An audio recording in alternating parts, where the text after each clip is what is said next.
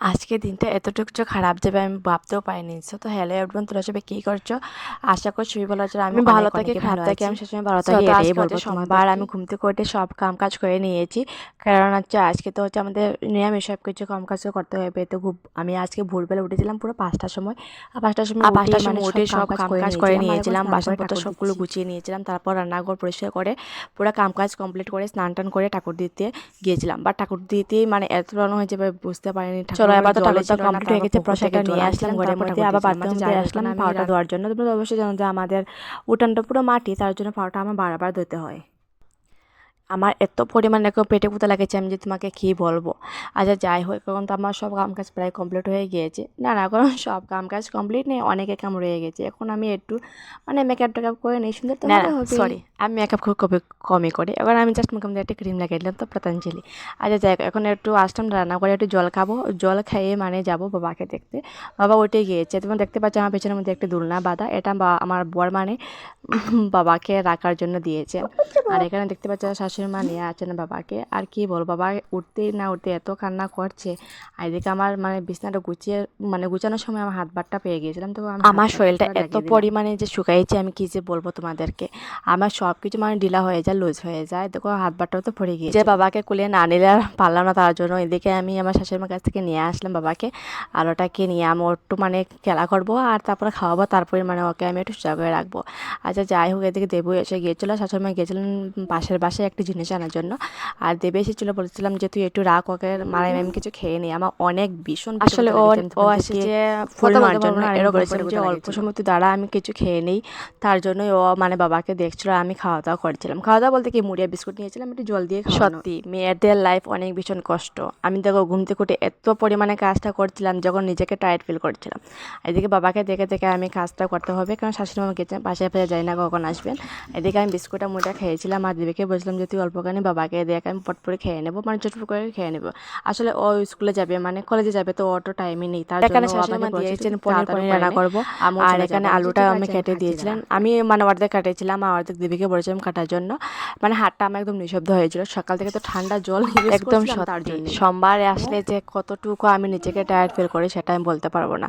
অনেক আমি আগে রবিবারে কাজটা করে নিতাম রাত্রেবেলা, বাট এখন বাবাকে নিয়ে অনেক ভীষণ প্রবলেম হয়, তার জন্য অনেক ভীষণ মানে কি বলবো, এত পরিমাণে যে কষ্ট হয় সেটা তোমাদেরকে মানে বলে চলো যাই হোক। এদিকে দেবী চলে গিয়েছিল, আর আমি আবার পনিরটা খুলে নিই, তারপরেই মানে রান্নাবান্না কমপ্লিট করবো। বাট কি বলবো, আমার পনিরটা খুলতে গিয়ে এত বড় ঘটনা ঘটেছে আমি বুঝতে পারছিলাম না।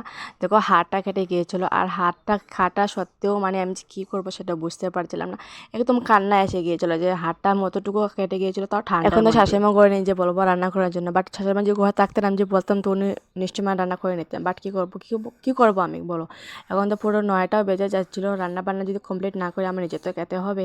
তার জন্য দেখো আমি এখন পনিরটা ঢেলে দিলাম, আর একটু আগুনটা কমিয়ে তারপর হাতটা একটু ধুয়ে আসবো। দেখো কত পরিমাণে যে রক্তটা আসছে, আগুনটা যদি একটু কমিয়ে না যায় তাহলে অনেক কিছু প্রবলেম হয়ে যাবে। তার জন্য আগুনটা দেখো আমি বুঝতেই পারছিলাম না হাতটা একদম কেটে গিয়েছিল, আবার এত পরিমাণে এখন রক্তটা আসছে আমি যে কী বলবো।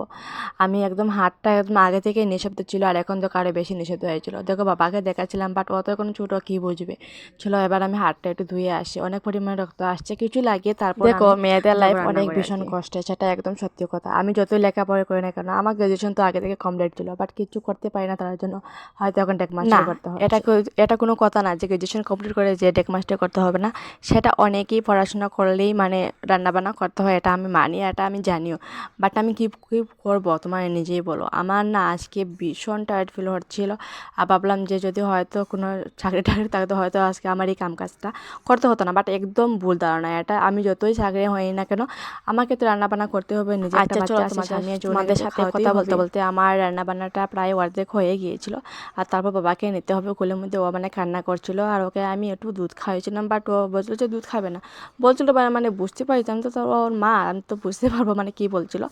আচ্ছা যাই হোক, ওখানে একটু বাবাকে নিয়ে নেবো, মানে কান্না করছিল আর কি, কান্না করে করে মানে কীরকম তাকিয়েছিল। আমার অনেক ভীষণ কষ্ট লাগেছিলো ওকে দেখে, যে আমি ওকে রেখে রেখে কাজ করছিলাম। সত্যি বলবো আমার বাবা আমাকে অনেক ভীষণ শান্তিতে, দেখতে তো পাচ্ছ আমি ওকে নিয়ে মানে কাজ সব কিছু করতে পারি, অল্প কমই কান্না। আমার প্রত্যেকদিন উঠতে অনেক ভীষণ লেট হয়ে যায়, ধরো 7টা 6:30টার মধ্যে আমি উঠে যাই।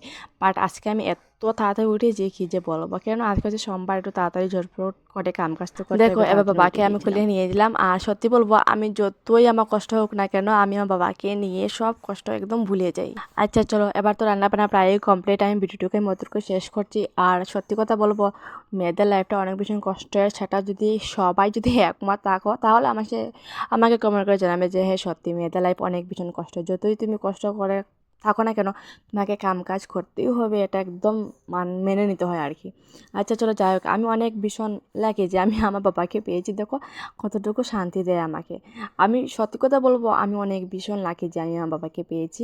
আর এর থেকে ভীষণ লাগে যে আমার বরকে পেয়েছি। আচ্ছা চলো, ভিডিও আমার জন্য অনেক শেষ করছি। ভিডিওটা যদি ভালো লাগে তাহলে লাইক শেয়ার কমেন্ট সাবস্ক্রাইব আমাকে অবশ্যই করে নেবে। এবার রান্না করছি একটু ডাল, ছোটো ছোটো আগের রান্না মানে শেয়ার করছি। ডাল আর পনিরটা হয়ে গেছে প্রায়, ওখানে আমি ভাটা বেয়ে তারপর খেয়ে দাওয়া খেয়ে নেবো, বাবাকে ঘুম পাড়িয়ে তারপর খাবো। সেটা গাইস, লাভ ইউ অল, সবাই ভালো থাকো সুস্থ থাকো, সেটাই তোমাদের সাথে আমি বলবো। এখন থেকে প্রায় সব কিছু রান্না কমপ্লিট, এখন আমি খাওয়া দাওয়া করে নেবো। সেটা গাইস, লাভ ইউ অল।